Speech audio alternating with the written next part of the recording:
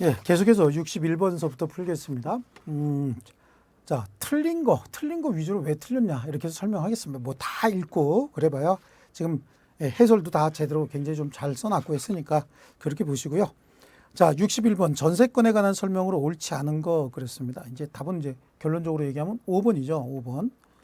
이 전세금의 반환이 지체되는 경우에 전세권자가 목적물에 대한 경매를 실행하기 위해서 먼저 전세 목적물의 인도 및 전세권 설정 등기 말소에 필요한 서류를 이행 제공해야 됩니다. 그래야 전세권 설정자가 이행 지체에 빠진다는 거죠. 67번에 보시면요. 갑하고 을이 전세권 설정자고 전세권자라고 얘기를 하면 전세권 설정 계약 체결하고 존속기간이 만료가 되면 전세권자는 목적물 돌려줘야 되고 말소 등기 서류를 반환해 줘야 되지 않습니까? 이에 대해서 전세권자는 전세금을 돌려줘야 됩니다. 이 상호 간의 반환 의무는 동시이행 관계에 있습니다. 이게요. 예, 동시이행 관계에 있기 때문에 자, 전세권자가 반환 제공했는데 전세권 설정자가 전세금 반환 제공을 하지 않고 있으면 이걸 전세금 반환이 지체가 됐다. 그래서 먼저 제공해 놨어야 되는 거죠. 이런 경우에는 전세금을 피담보 채권으로 해서 경매가 이루어져야 되기 때문에 이게 먼저 지금 제공이 됐어야 된다. 답은 5번이죠. 그 다음에 62번입니다. 갑과 을이 공유하는 토지를 위하여 인접하는 병소요 토지 일부의 통행 지역권을 가지고 있다. 다음 설명 중 타당한 것은 그랬습니다. 갑은 공유 지분을 정에게 양도하고 통행 지역권은 무에게 양도할 수는 없습니다. 지역권과 요역지 소유권은 운명을 같이 해야 됩니다. 그래서 지역권은 요역지 토지 소유권에 부정하기 때문에 갑하고 을이 공유하고 있는 토지고 여기 병소유 토지고 통행지역권을 가지고 있는데 이 토지 소유권이 지분이 양도가 되면 지역권도 같이 양도가 돼야 되고요. 자, 갑, 을은 병과 약정으로 토지 지분을 타인에게 양도할 때 지역권을 소멸하는 것으로 약정할 수는 있어요.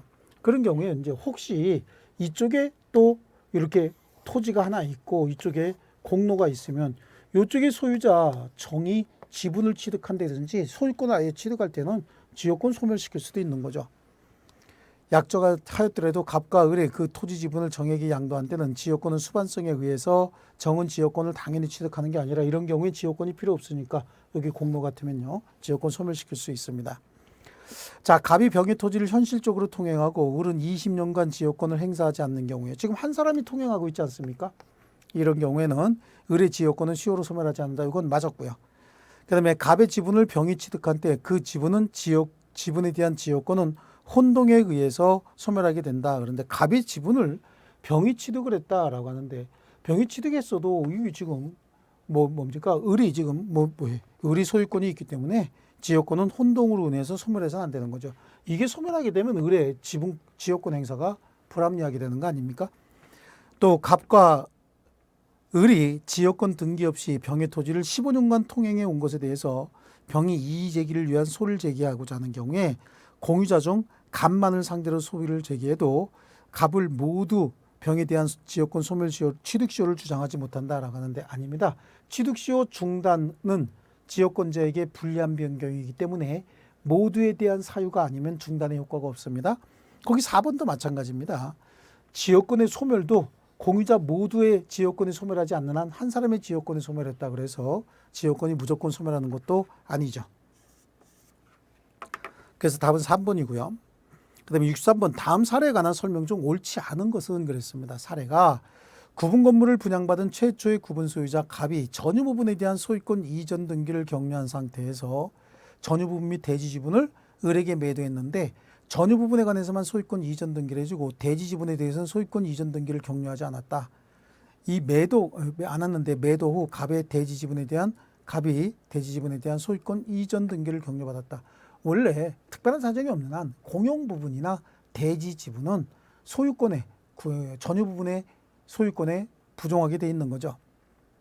자, 그래서 여기 이제 틀린 건데 3번에 보시면 을이 그 전유 부분에 대하여 근저당 설정한 후에 경매가 실행이 돼서 경락으로 전유 부분에 대한 소유권을 상실하여 대지 지분에 대한 소유권 상실한 후에 대지 지분에 대한 소유권 이전 등기를 마쳤다면 을은 경락인에게 전유 부분에 대한 구분 소유권을 시가로 매도할 것을 청구할 수 있다가 아니죠.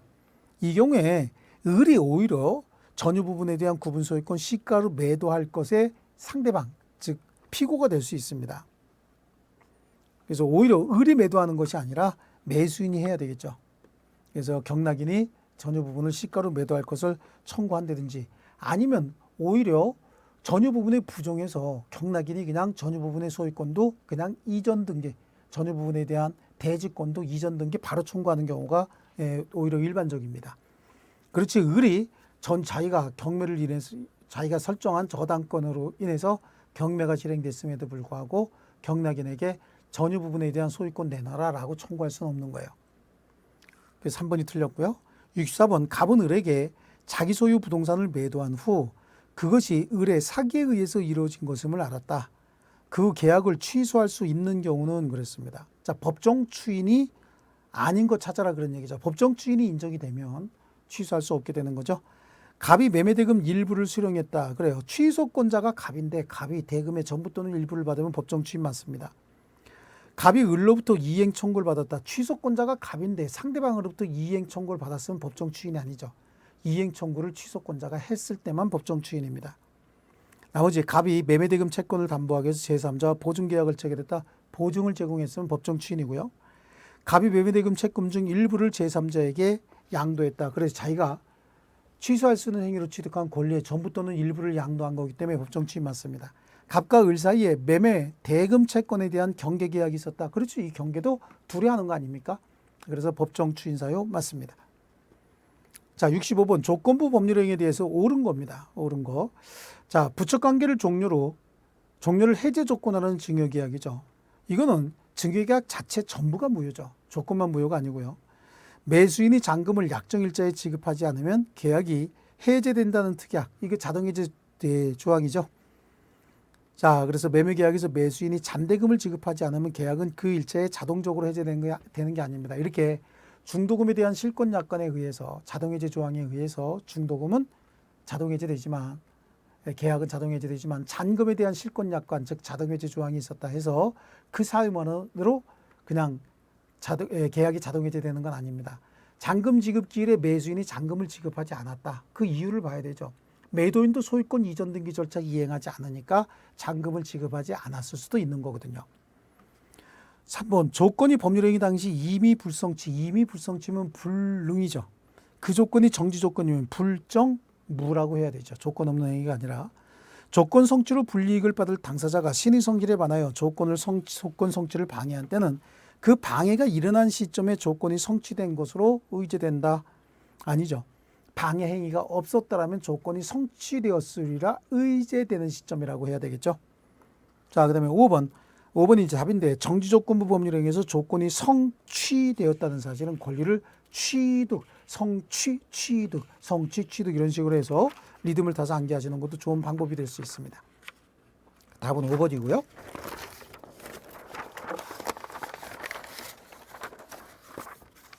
자, 66번입니다. 자, 갑은 그 소유 X토지의 목적 업무를 신축해서 보존 등기를 격려한 후 을에 대한 채무 담보를 위해서 X토지의 근저당권을 설정해 줬답니다. X토지의 근저당권이요. 한편 갑은 2019년 구 건물을 철거하고 석회조 건물을 신축을 했답니다. 이후 담보권이 실행돼서 경락인 병이 토지를 경락받았다라고 하는 겁니다. 그러니까 담보권 설정해 준 날이 2020년이고 건물은 그 전에 있었다 그런 얘기겠죠. 예, 자, 맞게 묶인 것은 그랬습니다. 저당권 설정 당시 존재하던 건물은 개축, 증축된 경우에도 물론 건물이 멸실되거나 그 멸시가 아니고 멸실되거나 철거된 후 재건축 또는 신축한 경우에도 법정지상권이 성립하는 겁니다. 다만 구건물 저당권 설정 당시 있었던 구건물 유지 보존을 위한 범위 내에서 인정이 되는 것이고요. 자, 그러나 그 경우 구건물과 신건물은 동일성을 상실하게 된다. 그래서 병은 갑에게 토지 명도와 건물을 철거 청구할 수 없습니다. 구건물을 유지 관리를 위한 범위 내에서 법정지상권 성립한 거예요. 디귿에 만일 위의 경우 법정지상권이 성립한다고 가정하면 갑의 법정지상권은 존속기간은 신건물을 위주로 판단하는 것이 아니라 구건물 위주로 판단하는 거죠. 그래서 15년이 맞습니다. 목적 건물이니까요. 니은 디귿이 틀렸고요. 리을은 민법 제366조 법정지상권을 배제하는 약정은 무효입니다. 강의규정 위반이죠. 그래서 그 특약은 효력이 없다라고 얘기했고요. 자, 그래서 답은 이제 5번입니다. 5번. 그 다음에 67번. 본인 갑이 대리 행위에 상대방 병에게 강박을 했습니다. 그러면 병에게 강박을 했어요. 본인이 대리 행위의 상대방. 갑의 대리인 을은 이 사실을 모르고 있답니다. 옳은 건데요. 대리 행위 하자는 대리인을 기준으로 결정합니다. 병은 취소할 수 없다가 아니 대리인이 하지 않고 상대방이 직접 했지 않습니까? 강박은요. 그래서 취소할 수 있습니다. 또 을에게 중대한 과실이 있는 경우에 하나요. 병은 취소할 수 있다. 자, 을에게 중대한 과실이 있든 없든 강박으로 인한 의사표시는 을에게 중대한 과실 여부 따지지 않습니다. 갑이 병에게 직접 본인이 직접 사기 강박하지 않았습니까?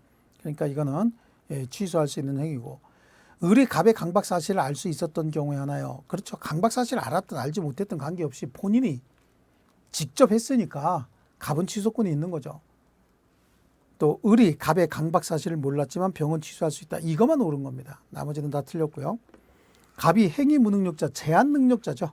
제한 능력자인 경우에 하나요. 병은 취소할 수 있다. 그런 게 아니죠. 강박을 이유로 취소하는 거죠. 자, 그 다음에 68번입니다. 매도인의 담보 책임 중 맞는 거 한번 찾아보겠습니다. 갑은 을 소유 토지 200제곱미터를 1,000만 원에 샀습니다. 그 중에 20제곱미터가 병 소유. 그렇다면 일부 타인의 권리 매매죠. 을에게 이전할 수 없는 경우에 갑은 선의인 경우에 하나요. 을에게 대금 감액 청구 아니죠. 선악 불문하고 대금 감액은 청구할 수 있는 겁니다. 자, 갑 소유 토지를 을이 등기소를 위조해서 선의의 병에게 매도했습니다. 등기소를 위조했다. 그러면 선의의 병에게 매도했다. 라고 하면 일단 상대방은 선인데 등기를 믿었으면 무과실까지 되겠네요. 병은 그 토지를 악의의 정가 매매 계약만 체결한 상태에서 병이 갑의 무효등기 말소 청구 소송에서 패소했습니다. 그러면 병은 정에게 손해배상해야만 계약을 해지할 수 있다. 손해배상 없이도 일단은 계약은 해지하는 거죠. 예. 그래서 등기소를 위조했고 정과 그래서 병이 무효등기 말소 청구 소송에서 패소했습니다. 그런데 정은 지금 뭐예요? 악이잖아요. 악이니까 손해배상 없이 그냥 바로 계약을 해지할 수 있는 거고요.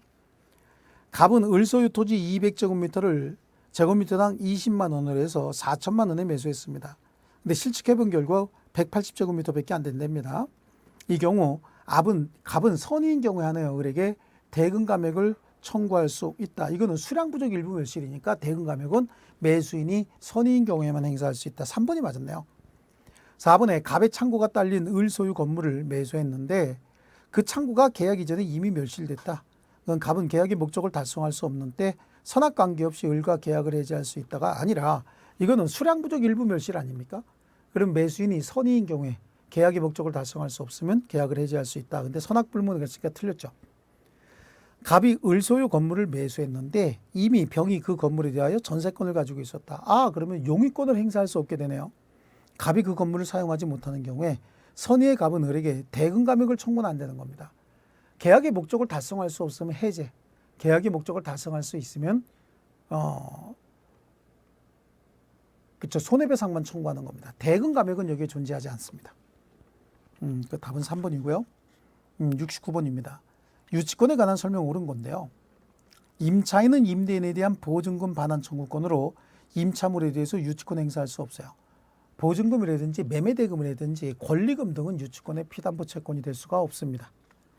유치권자가 보관하기 위해서 유치물을 사용했답니다. 일단 사용했다라고 한다는 건 사용이익이 생겼다는 얘기 아닙니까? 그럼 유치권에 기한 적법한 사용이 해당합니다. 차임 상당의 이익은 돌려줘야 되는 거죠. 보존을 위한 사용은 정당한 사용, 여기서 보관을 위한 사용이나 보존을 위한 사용이나 같은 개념으로 접근하는 거거든요. 근데 그렇다고 해서 사용을 통해서 이익을 얻으면 그 이익은 돌려줘야 되는 거죠. 다만 과실과 똑같이 취급해서 변제 충당할 수는 있어도 반환 의무는 있는 겁니다. 임대차 계약이 해지된 후에 임차인이 당해 목적물에 대해서 필요비를 지출했다. 해지된 후에 필요비를 지출했다. 그러니까 이거는 불법 조미 중에 지출한 비용이기 때문에 유치권 주장할 수 없는 것이죠. 불법 행위로 인해서 발생한 채권에 대해서는 유치권 행사할 수, 불법 행위로 인해서 발생한 채권에 대해서는 유치권 행사할 수 있다. 자, 불법 행위로 인해서 발생한 채권 자체가 목적물 자체로부터 발생한 불법 행위로 인한 손해배상 청구권의 경우 유치권 행사할 수 있는 겁니다. 또 물건의 점유 전에 채권이 발생한 후 그 물건을 취득한 경우에는 유치권은 성립하지 않는다. 아닙니다. 유치권은 성립합니다. 어쨌든 채권이 먼저 발생하고 나중에 점유를 취득했던, 점유를 먼저 하고 채권이 나중에 발생을 했던 두 가지를 다 갖춘 시점에 유치권은 성립하는 것이고요. 여기서 1, 2, 3, 5번은 1, 2, 3, 5번의 경우에는 정확하게 틀렸고 4번의 경우에 해석에 따라 좀 달라질 수 있겠지만 1, 2, 3, 5번이 정확하게 틀렸으니까 4번이 답이 돼야 될 겁니다. 자, 70번입니다. 공동 소유에 관한 설명 중 옳은 겁니다. 법인 아닌 사단의 구성원은 동의가 있다면 총유재산에 대한 지분을 양도할 수 있다가 아니라 총유의 경우에는 지분이 없어요. 그러니까 양도할 수 있는 지분도 없고 그래서 분할 청구도 불가능한 거죠. 지분의 양도 또는 포기, 공유물의 보존행위 등은 단독으로 할 수 있으나 공유물의 분할 청구는 전원에 의한 청구를 해야 된다라고 했는데요. 지분의 양도 포기 또는 보존행위 등은 단독으로 할 수 있어요. 근데 공유물 분할 청구는 전원에 의한 청구가 아니라 전원에 대하여 청구하면 되는 거죠. 자, 그 다음에 수인이 공동으로 소유하는 부동산에 대한 멸실 회복 동기는 공유자 중 1인이 공유자 전원의 명의로 회복 등기 신청할 수 있습니다. 이건 일종의 보존 행위 아닙니까? 보존 행위는 각자가 단독으로 공유물 전부에 대해서 할 수 있는 거죠. 공동사업 목적 달성을 위한 계약을 체결하면 그 계약을 조합이라고 하고 얘네들이 이제 합유자가 되는 거죠. 합유자에게는 지분이 있어요. 하지만 그 지분을 처분할 때는 나머지 합유자 전원의 동의가 필요한 겁니다. 지분은 있고요. 공유자 중 1인은 공유물에 격려된 무효등기의 말소를 위하여 각 공유자 각 지분 비율로 진정명의 회복을 원인으로 소유권 이전 등기를 단독으로 청구할 수 있다라고 하는데, 자, 무효등기 말소를 위해서 공유물에 격려된 무효등기 말소를 위해서 공유자 각 지분 비율로 진정명의 회복을 원인으로 소유권 이전 등기 단독으로 청구할 수 있다. 그 70번은 그래서 옳은 건 3번하고 5번 두 개 복수 정답으로 해야 되겠습니다. 자, 그래서 답은 3번, 5번 두 개로 하겠습니다. 자, 그 다음에 71번. 다음 중 동시행의 항변권 행사할 수 없는 경우는 그렇지 않습니까? 자, 없는 경우는 이제 쌍무계약상 채권 채무가 아닌 거 찾으라는 얘기입니다. 자, 그래서 쌍무계약상 채권 채무라도 니은과 같이 경계에 의해서 주택의 인도 채권이 소멸했다. 그럼 쌍무계약상의 채권이 소멸하고 경계라고 하는 게 새로운 계약이잖아요. 새로운 계약이기 때문에 이건 쌍무계약이 아닙니다. 이 경우에는 동시행의 항변권이 소멸하게 되는 것이고요. 리을 보세요. 리을. 갑은 건물을 인도한 반면에 을이 대금 1억 원을 하루 전에 지급하기로 했다. 이거는 서로 간에 동시에 이행이 아니라 서로 다른 시기에 이행하자고 특약이 있었기 때문에 이때는 동시행 관계가 아닙니다. 그래서 이때는 동시행 항변권 행사할 수 없는 경우에 해당하고요. 니은, 리을이 답이고요. 그러면 기억은 어떻게 되나요? 특정 채권이 갑에게서 을로 양도가 됐다. 그러니까 동시 이행 관계에 있는 특정 채권이 양도가 됐다라고 하면 이때는 동시행 항변권 그대로 승계가 되는 겁니다. 그 다음에 디귿은 피상속인이 부담했던 채무를 상속인이 승계했다. 상속인과 피상속인은 서로 동시행 관계에 있는 서로 같은 사람으로 취급해 줘야 됩니다. 그래서 기억하고 디귿은 동시행 관계가 있다라고 하는 거고요. 자, 72번입니다. 자, 갑은 을에게 물건을 매도하겠다는 뜻과 기간을 10월 30일로 하는 서면을 발송했고 을에게 도달했습니다. 맞는 거 한번 찾아보겠습니다. 계약 성립과 관련된 내용이네요. 그럼 만약에 갑이 10월 30일까지 승낙 여부에 회답이 없으면 계약은 체결된 것으로 본다는 내용을 붙여서 청약을 했다. 그런데 이때는 청약을 받은 자에게는 아무런 영향을 미치지 않습니다. 계약은 성립하지 않습니다. 10월 29일 발송한 을의 승낙 통지가 10월 30일 날 도달했답니다. 그럼 너무 늦게 보냈잖아요. 이 경우에는 연착한 거니까 계약은 성립하지 않는데 이때 최초 청약자가 다시 승낙을 했답니다. 그럼 계약은 성립할 수 있죠. 을이 10월 25일 승낙 통지 발송해서 10월 27일 도달했답니다. 그럼 계약은 10월 27일 날 성립하는 것이 아니라 여기 격지자 아닙니까? 기간 내에 도달했으면 발송한 때, 즉 10월 25일 날 성립해야 됩니다. 을이 10월 20일에 승낙 통지를 발송해서 10월 31일 날 도착했다. 이거는 기간 내에 도달할 수 있는 발송임에도 불구하고 연착한 것으로서 사고 연착이죠. 근데 갑이 편지 소인을 확인하고 승낙 기간 내에 도달할 수 있는 것을 알면서도 알리지 않았다. 연착 통지를 하지 않았다. 그러면 을의 승낙은 기간 내에 도달한 것으로 봐서 계약이 성립돼야 된다. 4번이 맞은 거고요. 갑의 서면이 을에게 도달하기 전에 갑이 사망하고 을이 갑의 단독 상속인 병에게 승낙 통지 발송해서 10월 30일 날 도달했다면 을과 갑 사이에는 계약이 성립하지 않는다. 아니죠. 발송 후 그 도달 전에 표의자가 사망했다라고 하더라도 의사표시 효력에는 영향을 미치지 않습니다. 상속인이 그 권리 의무 그대로 승계하면 되는 거죠. 그럼 계약은 성립해야 되는 거죠. 그래서 답은 4번이 되겠습니다. 자, 73번 계약 해지에 관해서 옳은 건데요. 매매계약에서 매수인이 대금과 공과금을 부담하기로 하였으면서 공과금 지급을 태만히 했답니다. 이거는 부수적 채무거든요. 이후 계약 해지 사유가 아닙니다. 부수적 채무 불이행을 이유로는 계약 해지 사유가 아니고 그로 인해서 생긴 손해배상 청구 대상이 되는 거죠. 쌍무계약에서 당사자 일방이 미리 채무 이행하지 않을 의사표시를 명백히 했다. 이행 거절의 의사표시가 있었답니다. 그럼 이행에 관한 최고 없이 해지할 수 있습니다. 다만 이행기일을 기다려야 된다. 아닙니다. 이렇게 즉시 해제할 수 있는 사유가 우리 민법상 계약 해지와 관련돼서 즉시 해제할 수 있는 사유는 제일 먼저 불능이죠. 이행, 불능, 즉시 해제. 그 다음에 합의, 특약에 의해서 즉시 해제하자. 그 다음에 정기행위에 이행기가 도래했다든지, 그 다음에 채무자가 이행 거절의 의사표시를 분명히 하고 있다든지, 사정 변경을 이유로 계약을 해제한다든지 이런 정도 사유인데, 이때 이 즉시 해제 어떤 거냐? 이행기 기다릴 필요 없다는 얘기죠. 그 다음에 쌍무계약인 경우에도 반대급부 제공할 필요가 없다는 얘기예요. 그 다음에 최고도 없이 바로 해제하는 걸, 이런 걸 즉시 해제다 이렇게 얘기를 하죠. 자, 그 다음에 해제의 경우 금전 반환할 때 받은 날로부터 법정이자를 붙이는데, 이거는 이행 지체로 인한 것이 아니라 부당이득을 반환하는 거죠. 원래 받아서는 안 되는 돈 받아서 이자가 붙었기 때문에 부당이득 반환의 의미고요. 해제에 의해서 소멸하는 채권 자체의 양수인은 계약 해지로 인한 원상회복에 보호되는 제3자에 포함되지 않는다라고 했는데, 이게 맞죠? 자, 여기서 보호되는 제3자가 되려면 등기 또는 인도 등의 물건 자체를 잡아야지 채권을 승계받은 자는 보호되지 않습니다.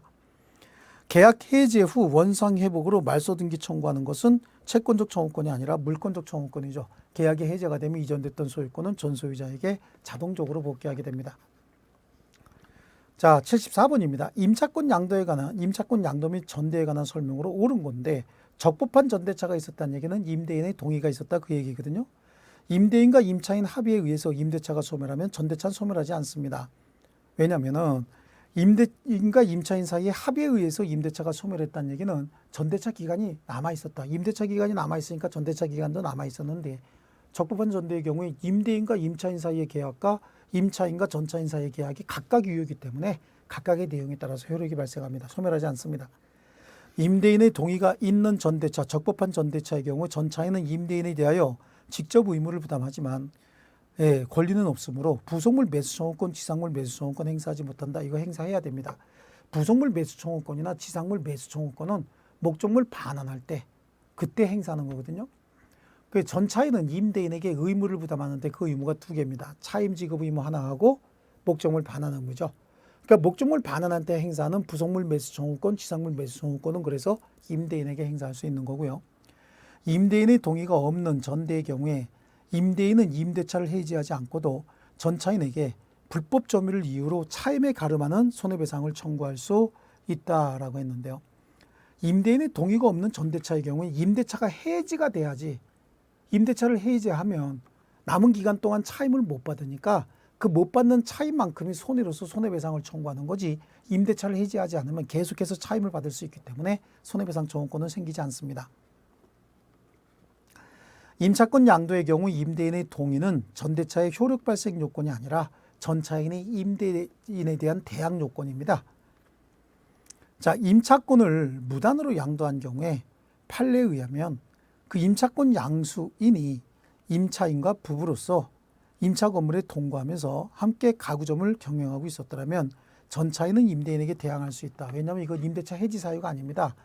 임차권 양도 행위가 임대인에 대한 배신행위라고 볼 수 없는 특별한 사정이 있는 경우로 봐야 되겠죠. 자, 그 다음에 75번 주택임대차보호법에 관해서 옳지 않은 겁니다. 자, 우리 앞에서 이제 민사특별법이 들어가 있는데 여기 또 나오고 있습니다. 옳지 않은 겁니다. 그냥 답으로 보면 2번입니다. 이미 대항력과 우선 변제권을 취득한 자가 법원에 의하여 임차권 등기 명령을 받아서 임차권 등기를 했습니다. 그럼 등기 이후에 주민등록을 이전하거나 목적물 점유를 포기해도 임차권 등기 명령의 효력에 따라서 최초 대항력을 갖춘 때 대항력과 우선 변제권 그대로 가질 수 있는 겁니다. 그래서 여기 틀렸습니다. 자, 그 다음에 76번도 옳지 않은 겁니다. 자, 가등기 담보권에 관한 담보 등에 관한 법률에 관한 설명으로 옳지 않은 거예요. 옳지 않은 거. 문제 보시면